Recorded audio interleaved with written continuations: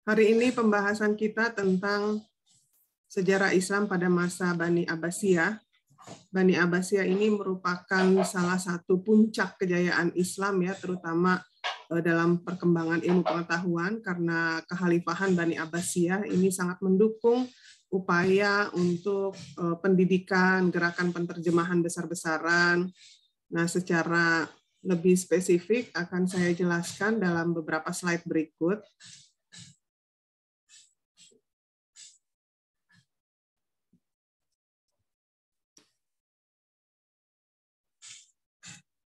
Ini ilustrasi gambaran pada masa Abbasiyah ya. Betapa pada masa itu sudah terlihat kemegahan Abbasiyah dengan seni arsitekturnya yang tinggi dan rakyat yang makmur.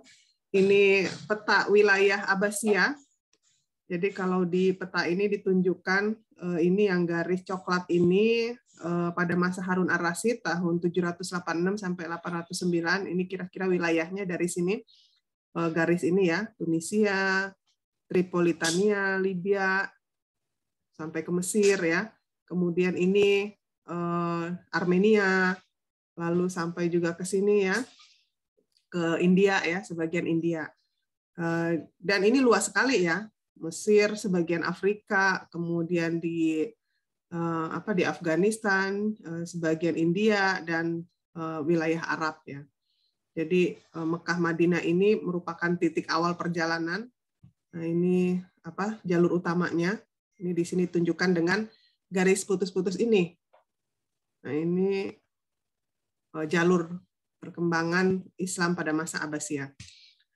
Baik, sejarah berdirinya Abbasiyah tadi sudah dipaparkan oleh pemakalah ya. Memang Abbasiyah ini adalah pengganti dari dinasti Bani Umayyah.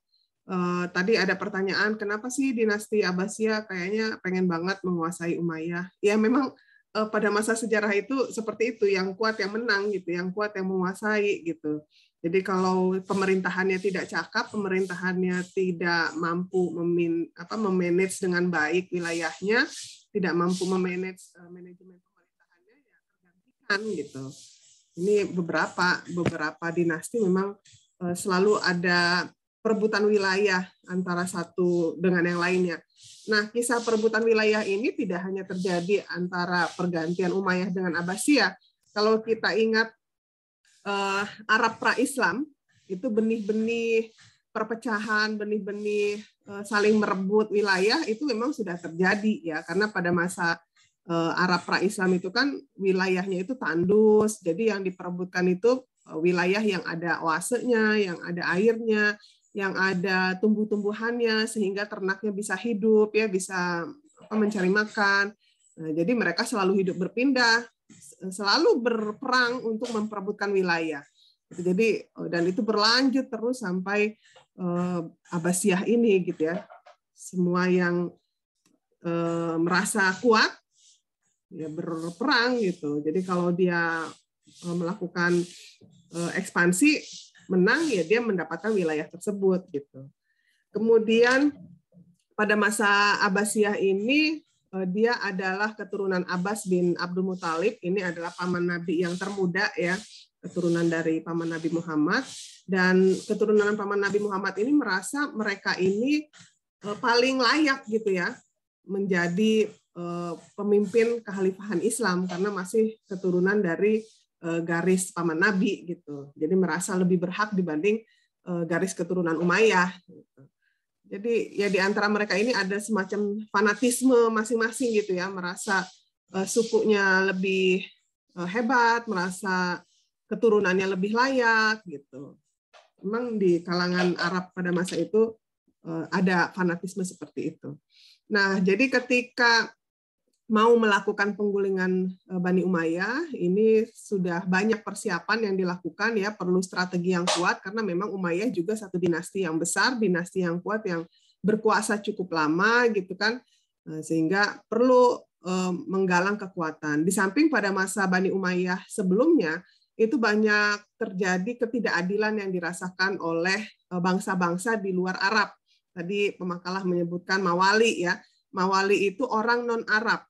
Jadi di wilayah kekhalifahan Islam itu ada dua macam. Ada yang suku asli Arab, ada yang non-Arab. Non-Arab itu kan tadi wilayahnya itu kan ekspansi ya, menyebar meluas gitu kan. Nah itu kan mereka akhirnya setelah masuk ke dalam wilayah kekuasaan Islam, mereka kan masuk Islam. Tetapi tetap di kelas 2-kan gitu, di nomor 2-kan. Untuk jabatan pemerintahan, untuk misalnya pejabat, kalau sekarang mungkin setara menteri ya, gubernur. Nah itu pada masa Umayyah itu hanya ditujukan kepada orang-orang Arab gitu. Jadi walaupun dia tidak terlalu cakap misalnya dibanding dengan golongan Mawali yang non Arab ini, Mawali tidak akan pernah diberi wilayah, Mawali tidak akan pernah diberi kepercayaan sebagai pejabat pada masa Umayyah. Nah ini sesuatu hal yang lazim ya, ketika terjadi ketidakadilan, ketika terjadi diskriminasi, pemerintahan yang tidak cakap gitu ya, itu akan terjadi pemberontakan-pemberontakan, memberontak gitu ya, menuntut keadilan gitu. Nah, orang-orang Mawali tadi ini termasuk salah satu yang direkrut oleh keluarga Abbas tadi itu untuk melakukan penyerangan kepada Umayyah. Jadi banyak dukungan ya. Nah, jadi akhirnya mereka berhasil menumbangkan Umayyah dan mendirikan dinasti Abbasiyah. Nah, yang melakukan propaganda namanya Muhammad Ali ya. Ketika dia melakukan propaganda itu mendapat sambutan yang baik ya, karena selama ini juga banyak golongan yang merasa kecewa dengan pemerintahan Bani Umayyah ya. Setiap orang pada prinsipnya itu pengen diorangkan. Semua orang pengen, kalau istilahnya almarhum Prof. Suwito, memanusiakan manusia. Setiap manusia pengen dihargai, semua manusia pengen dihormati, pengen ditempatkan sesuai porsinya gitu ya. Jadi ketika seseorang tidak dihargai, tidak dihormati, tidak ditempatkan dengan status yang sesuai, maka dia akan ada gejolak batin yang menimbulkan satu pemberontakan gitu ya. Nah, orang-orang kan tipe orang itu ada dua, ada yang hanya dipendam, tidak suka tetapi dia diam saja, ada yang orangnya frontal gitu ya. Ketika dia tidak suka, dia merasa mendapatkan ketidakadilan, dia melawan gitu ya. Contoh yang mungkin kalian di antara kalian ada yang demo kemarin ya. Ada yang ikut demo nggak nih kemarin? Halo? Ada kayaknya Bu, ada di ya. Kasih. Ya, jadi mungkin ini mahasiswa yang ikut aksi kemarin itu termasuk golongan yang kedua. Jadi ketika melihat satu kemungkaran, satu ketidakadilan, gitu dia bergerak gitu ya, melakukan action gitu. Tetapi ada juga golongan orang yang dia tidak setuju, dia tidak suka, dia tidak sependapat, tetapi hanya diam gitu ya, hanya dia dalam hati kok kayak gitu sih, gitu, kok nggak adil gitu kan. Salsabila, raise hand kenapa? Enggak, Bu, mohon maaf kepencet. Oke. Nah, jadi kemudian di Arab sendiri mereka juga tidak terlalu solid ya. Ada banyak suku di Arab ya. Yang paling dihormati, yang paling ini namanya suku Quraisy ya.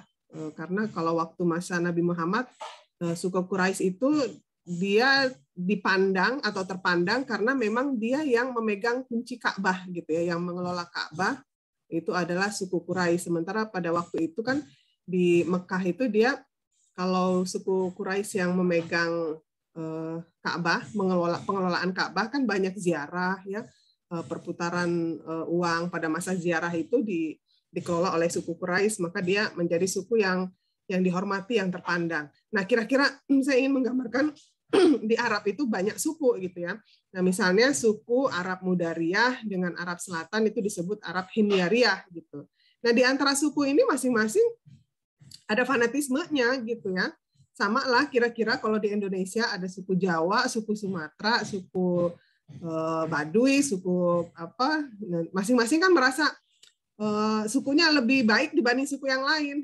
Kadang-kadang saking fanatiknya ada juga tuh orang-orang tua yang tidak mau anaknya menikah dengan suku tertentu karena menganggap tidak selevel dengan suku mereka. Itu kira-kira seperti itu. Jadi potensi fanatisme kesukuan itu ada di mana-mana. Tetapi kalau di Arab itu lebih kental gitu, lebih kuat, dan bahkan sampai sekarang nih ya di Indonesia juga kan banyak ya keturunan Arab.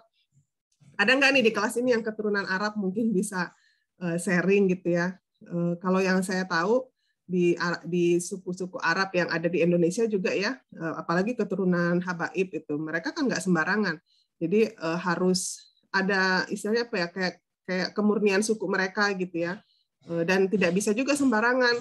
Ada orang tiba-tiba mengaku Habib gitu ya, nggak bisa gitu, karena mereka punya silsilahnya sendiri. Jadi ketahuan siapa yang ngaku-ngaku Habib, ditelusuri siapa kakek moyangnya gitu, itu entah ketemu gitu ya. Jadi nggak bisa ngaku-ngaku. Jadi ada apa, fanatisme kesukuan gitu ya, di golongan Arab itu lebih kental dibanding dengan bangsa lain. Kemudian faktor lain, timbul kekecewaan kelompok agama terhadap Bani Umayyah gitu ya. Jadi Bani Umayyah ini saat itu dia tidak banyak melibatkan kaum alim ulama gitu. Jadi memisahkan antara agama dengan pemerintahan gitu. Nah, inilah yang memunculkan akhirnya kelompok agama ini merasa tidak dilibatkan ya. Kemudian ada juga perlawanan dari kelompok Syiah, karena kelompok Syiah ini merasa bahwa mereka punya hak atas kekuasaan yang sebelumnya dirampas oleh Bani Umayyah gitu ya. Nah, ini jadi dendam politik masa lalu ya, tentang peristiwa Karbala yang menewaskan keturunan Ali bin Abi Thalib. Ini banyak faktor jadi ya yang meruntuhkan dinasti Umayyah sehingga akhirnya Abbasiyah muncul ke permukaan gitu ya. Sekitar tahun 750 Abu al-Abbas ini sebagai khalifah pertama, gelarnya adalah Safah, artinya penumpah atau peminum darah, karena memang peralihan kekuasaannya itu dilakukan dengan pertumpahan darah gitu.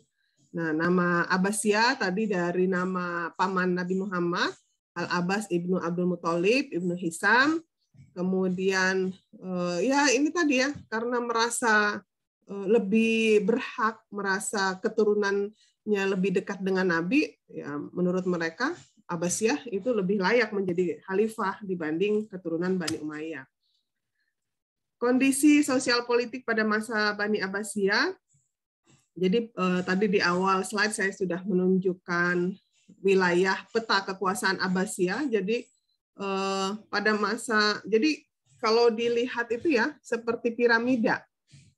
Mulai dari pertumbuhan naik ke atas, nah puncaknya itu misalnya pada masa Harun ar-Rasyid gitu kan, dan anaknya Khalifah Ma'mun. Nah di puncaknya itu kekuasaan itu sangat jaya, wilayahnya sangat luas, mereka banyak melakukan ekspansi, kemudian mereka juga banyak mengembangkan ilmu pengetahuan ya, perkembangan peradabannya sangat tinggi pada masa Abbasiyah ini gitu. Kemudian ada perbedaan dengan pada masa Umayyah. Jadi kalau pada masa Umayyah banyak terjadi diskriminasi, sebaliknya kalau pada masa Abbasiyah dia toleransinya tinggi gitu ya. Jadi antar suku itu diberi porsi yang seimbang, diberi kepercayaan yang sama gitu. Jadi semua punya peluang. Semua punya peluang untuk menjadi pejabat, semua punya peluang untuk memimpin di beberapa provinsi gitu ya. Beda dengan masa Umayyah gitu, hanya orang Arab. Jadi kalau bukan keturunan Arab dia nggak bisa jadi pejabat. Nah, tapi pada masa Abbasiyah boleh gitu. Hanya saja yang khalifahnya, yang pemimpin utamanya itu tetap dari keturunan Arab. Tapi yang gubernurnya, pejabatnya, mungkin kalau di sekarang ini kira-kira menteri-menterinya itu boleh dari non-Arab. Cuma khalifahnya itu harus ya orang Abbasiyah ini ya, keturunan dari anak keturunan paman Nabi tadi. Kemudian ini suku Turki, bangsa Turki ini juga banyak mempengaruhi pemerintahan pada masa Abbasiyah ya. Kemudian ada perseteruan antara Umayyah, Syiah, dan Khawarij ini masih berlangsung pada masa Abbasiyah. Dan tadi kita disebutkan oleh pemakala ada pemindahan ibu kota ke Baghdad, kemudian mulai dibentuknya administrasi di berbagai bidang. Kekuasaan tadi sudah saya sampaikan, jadi tetap khalifahnya itu adalah Arab murni, tetapi wazirnya, menterinya, gubernur, pegawai, kemudian panglima perangnya ini bisa berasal dari keturunan mana saja gitu ya. Tetapi yang banyak menduduki jabatan ternyata dari keturunan Persia karena mereka lebih cakap gitu. Jadi Kalau zaman sekarang ini sudah ada namanya lelang jabatan. Jadi ketika ada jabatan kosong, ada pengumuman kualifikasi tertentu, misalnya syaratnya harus ada ijazah apa, lulusan mana, kemampuannya apa, skill yang diharapkan apa, kemampuan bahasa apa, kira-kira kayak gitu. Jadi terbuka secara bebas, siapa yang mampu, siapa yang cakap, dia bisa menduduki jabatan tertentu. Nah, jadi kota Baghdad pada masa Abbasiyah ini dia satu pusat ya, pusat semuanya. Mulai dari pusat kegiatan politik, pusat kegiatan sosial, kebudayaan, pendidikan, bahkan menjadi kota internasional yang terbuka untuk segala bangsa dan keyakinan.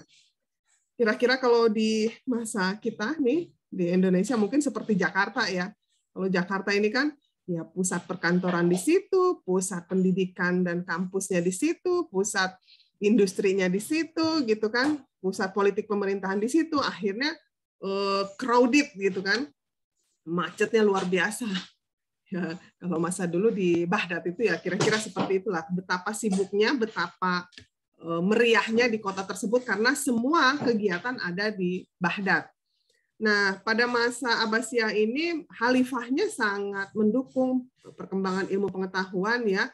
Jadi ulama, ilmuwan, seniman ini sangat disupport oleh khalifahnya, bahkan diberikan insentif yang luar biasa ya ketika mereka berhasil melakukan penterjemahan buku gitu. Jadi kebebasan berpikir itu betul-betul diapresiasi oleh khalifah ya. Tidak ada belenggu taklid. Jadi semua orang leluasa mengeluarkan pendapat ya, baik dalam bidang akidah, filsafat, ibadah, pengetahuan umum dan lain-lain gitu ya. Nah, para menteri keturunan Persia juga punya hak penuh dalam menjalankan pemerintahan sehingga mereka ini betul-betul membina tamadun Islam. Kemudian perkembangan peradabannya. Nah, pada masa itu penaklukan Konstantinopel ini menjadikan wilayah Abbasiyah ini banyak dilalui orang dari berbagai negara. Jadi ada pertukaran informasi pengetahuan gitu ya, perkembangan ilmu pengetahuan. Jadi semua melalui Abbasiyah gitu. Kalau teman-teman perhatikan, sebuah kota yang menjadi perlintasan banyak negara itu biasanya berkembang. Dia terbuka. Kalau di Indonesia contohnya ya, biasanya yang lebih berkembang itu adalah kota-kota di tepi pantai. Kenapa di tepi pantai? Karena di tepi pantai itu kan pelabuhan ya, pelabuhan di mana kapal-kapal dari luar negeri dari mana saja itu berlabuh di situ ada pertukaran kebudayaan, ada pertukaran informasi, ilmu pengetahuan gitu ya.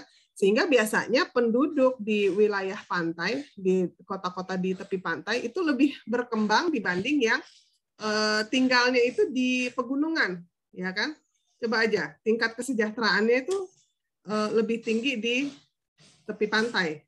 Karena di situ perputaran uang, perputaran informasi, perputaran teknologi dan lain sebagainya itu ada di kota-kota di pinggir pantai. Tapi kalau yang di dekat-dekat gunung, dekat-dekat yang jauh dari pantai biasanya ya lebih sederhana gitu ya.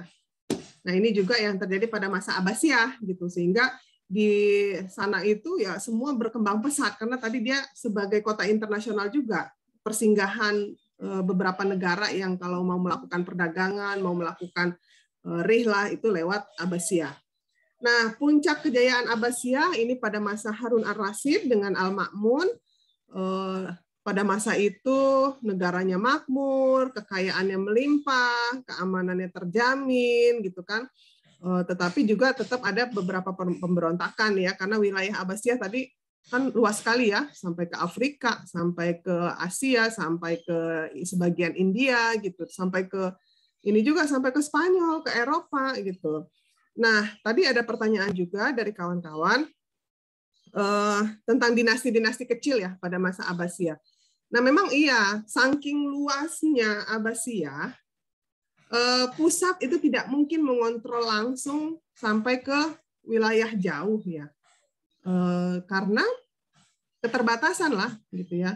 Contoh, kalau pada masa saat ini sudah cukup baik ya, didukung dengan kemajuan teknologi, komunikasi antara pusat dengan daerah itu bisa berlangsung cepat. Bisa karena ada teknologi telepon, teknologi telekonferensi seperti misalnya contoh Zoom kayak gini kan, dalam waktu bersamaan bisa berkomunikasi antara pemerintah pusat dengan daerah. Tetapi pada masa itu kan jauh sekali gitu ya, bisa antar benua, bisa jadi kalau melakukan instruksi kurir itu misalnya berkuda itu dia bisa sebulan, bisa berminggu-minggu gitu ya. Ketika pesan itu sampai ke gubernur, mungkin isu di pusat sudah berbeda. Jangan-jangan di pusat sedang ada pemberontakan, pas nyampe pesan ke daerah, ya udah kalah gitu kan di pusatnya. Jadi ya itu tadi, miskomunikasi itu rentan terjadi. Nah akhirnya untuk memaksimalkan kontrol pusat terhadap daerah, itu kan dibentuk semacam kayak provinsi lah ya. Jadi misalnya di satu wilayah ada pemimpinnya, amir. Amir ini semacam gubernur kalau sekarang ya. Nah dia memerintah di satu wilayah tersebut, di provinsi tersebut. Dan inilah yang membuat cikal bakal dinasti-dinasti kecil itu ya. Ada dinasti kecil di timur Baghdad, ada dinasti kecil di barat Baghdad gitu. Nah ini mereka awalnya itu untuk menunjukkan kesetiaan kepada kekhalifahan Abbasiyah, mereka memberikan sebentuk upeti. Upeti itu kira-kira kayak zakat, bukan zakat, pajak. Kayak pajak gitu, bayar sekian besaran itu ditentukan untuk menunjukkan kesetiaan wilayah tersebut kepada pemerintahan pusat. Nah, tapi lama-kelamaan dinasti-dinasti kecil ini merasa mereka mampu berdiri sendiri tanpa pemerintahan dari pusat Abbasiyah. Mereka mampu mengelola sendiri gitu ya wilayahnya. Dan akhirnya beberapa melakukan pemberontakan untuk memisahkan diri dari Abbasiyah itu gitu. Jadi memang awalnya disetujui oleh khalifah. Kemudian pada masa Harun ar-Rasyid tadi perkembangan ilmu pengetahuan banyak ya didukung. Kemudian ada perpustakaan besar namanya Baitul Hikmah. Beberapa ilmu pengetahuan juga berkembang pesat ya. Ada ilmu filsafat, logika, metafisika, matematika, ilmu alam, geografi, aljabar, aritmatika, astronomi, kedokteran, kimia, dan lain sebagainya. Dan pada masa ini juga gerakan penerjemahan besar-besaran ya. Misalnya dari bahasa Yunani, Persia diterjemahkan ke bahasa Arab. Kemudian misalnya ada buku-buku dari India itu diterjemahkan ke bahasa Arab sehingga bisa dipelajari, dikembangkan gitu. Begitu juga ilmu pengetahuan dari dunia Arab diterjemahkan sehingga bisa dipelajari oleh di luar Arab gitu ya. Nah, ini lembaga pendidikannya sudah mulai ada klasifikasi, ada tingkat dasar, ada tingkat pendalaman. Kalau tingkat dasar itu misalnya ada di masjid-masjid ya. Dia belajar dasar-dasar agama, dasar tafsir, hadis, fikih, bahasa. Kemudian kalau tingkat pendalamannya ini biasanya mereka mengunjungi syekh-syekh ya. Jadi sudah ada misalnya ahli hadis, ahli fikih gitu ya.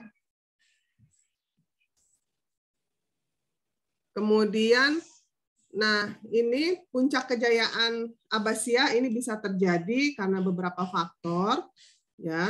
Misalnya sebagian penterjemah ini punya kontribusi untuk memberikan masukan, pendapat kepada khalifah. Kemudian rakyatnya diberikan kebebasan berpikir, kebebasan pokoknya bebas berekspresi lah ya. Perkembangan ilmu pengetahuan didukung. Jabatan-jabatan dilelang secara terbuka gitu ya. Jadi semua diberikan kesempatan oleh khalifahnya. Kemudian dia tidak bersifat kesukuan. Kemudian pemerintahannya bersifat muslim moderat gitu ya. Jadi ras Arab kalau pada masa Bani Umayyah ini adalah ras nomor 1, pada masa Bani Abbasiyah ini sama lah kira-kira ya antara ras Arab dengan ras-ras yang lain sehingga semuanya punya kesempatan yang sama untuk duduk di jabatan pemerintahan. Nah, setinggi-tingginya suatu dinasti ada saja faktor yang menyebabkan kemundurannya. Kita tahu yang namanya dinasti itu kan bersifat monarki. Monarki itu turun-temurun. Belum tentu khalifahnya kayak tadi kan yang paling jaya pada masa Harun ar-Rasyid dengan Khalifah Al-Ma'mun. Nah, penerusnya itu tidak secakap mereka berdua ini gitu ya. Sehingga ketika dijabat oleh khalifah-khalifah yang tidak cakap memerintah, kelemahan kepemimpinannya dia tidak bisa mengakomodir beberapa bangsa yang ada di bawah Abbasiyah. Dia juga tidak bisa mengelola perekonomian warganya, masyarakatnya tidak sejahtera.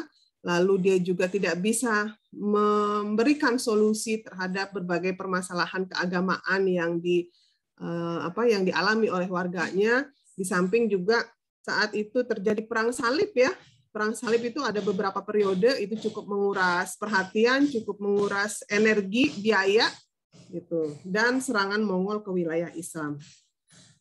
Lalu sebab kemunduran lainnya, ini faktor internal tadi sudah saya contohkan, dengan luasnya wilayah kekuasaan sementara tidak didukung dengan komunikasi yang baik antara pusat yang daerah, maka terjadi miskomunikasi ya. Kalau terjadi miskomunikasi ya, kalau tidak satu suara ya gampang digrogotin oleh kepentingan-kepentingan lain gitu ya. Kalau ada provokator udah jadi itu lepas dari wilayah Abbasiyah.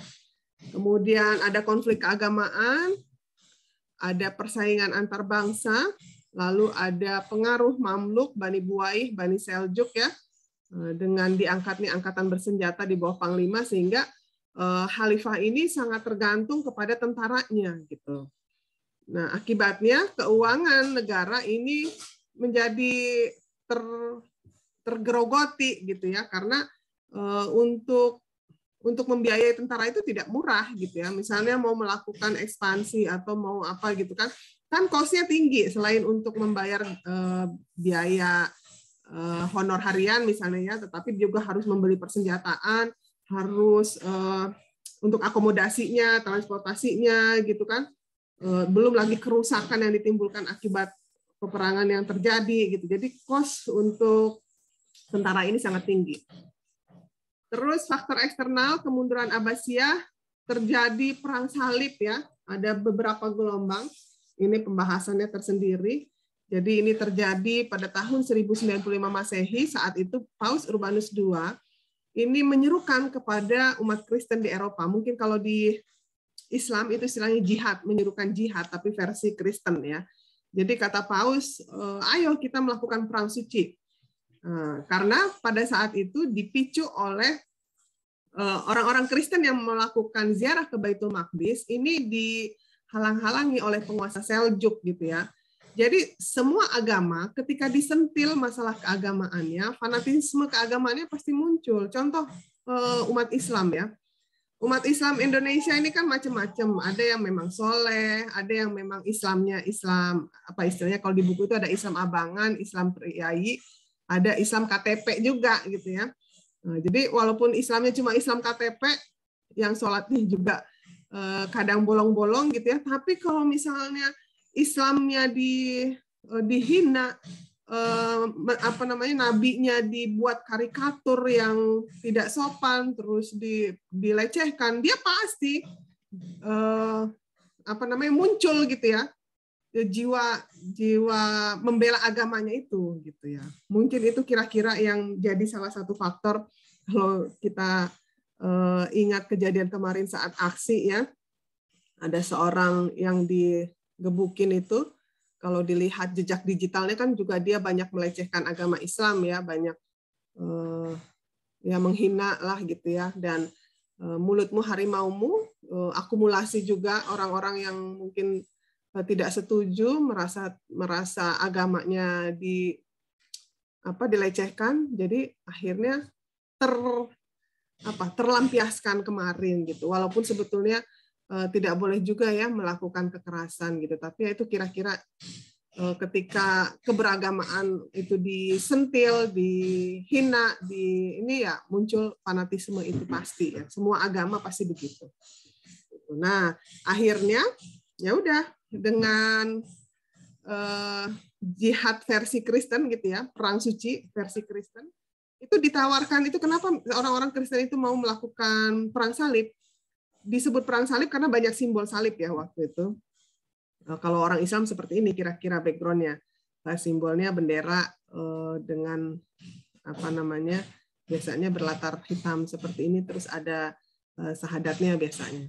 Nah, tapi kalau orang Kristen ketika melakukan peperangan yang perang salib ini, simbol salibnya banyak gitu. Ada di kalungnya, ada di benderanya gitu kan. Terus ada tawaran dari Paus. Jadi kan pada masa itu banyak yang miskin ya. Terus ditawarkan siapa yang pergi perang salib, maka dia akan diberikan tanah gitu. Terus motivasi lain adalah motivasi kekuasaan. Siapa yang berhasil memimpin peperangan ini, salib ini, maka dia akan diberikan kekuasaan. Akhirnya berbondong-bondong lah. Jadi motivasinya macam-macam. Ada yang memang motivasinya karena agama, ada yang motivasinya karena harta, ada yang motivasinya karena. Terus sedikit lagi ya. Faktor eksternal lainnya, penyerbuan tentara Mongol, pimpinan Hulagukan tahun 565, ini menghancurkan kota Baghdad dan melakukan perampokan selama 40 hari.